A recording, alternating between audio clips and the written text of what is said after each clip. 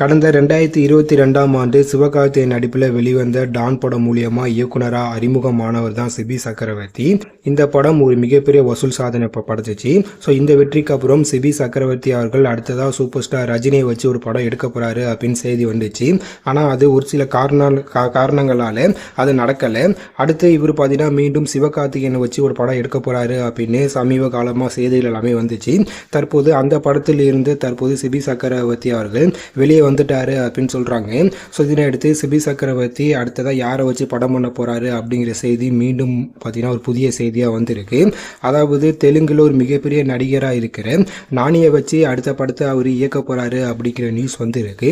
முக்கியமாக சிவகார்த்திகேயன் அடுத்தடுத்து பெரிய படங்கள் பண்றாரு அப்படிங்கிறனால நடிகர் நானியை சந்திச்சு கதை சொல்லியிருக்காரு. அந்த கதை ரொம்பவே சூப்பராக இருந்துச்சு அப்படிங்கிறனால நானி அவர்களும் ஓகே சொல்லிட்டாராம். ஸோ அதனால கூடிய சீக்கிரமே இதற்கான அதிகாரப்பூர்வ அறிவிப்பு வரும் அப்படின்னு சொல்றாங்க. இந்த படத்துக்கு அனிருத் அவர்கள் மியூசிக் பண்ண அதிக வாய்ப்பு இருக்குது அப்படிங்கிற நியூஸும் வந்திருக்கு. ஸோ அதனால் தற்போது முதல்ல தெலுங்குல போய் தற்போது சிபி சக்கரவர்த்தி அவர்கள் ஒரு படம் பண்ண போகிறாரு.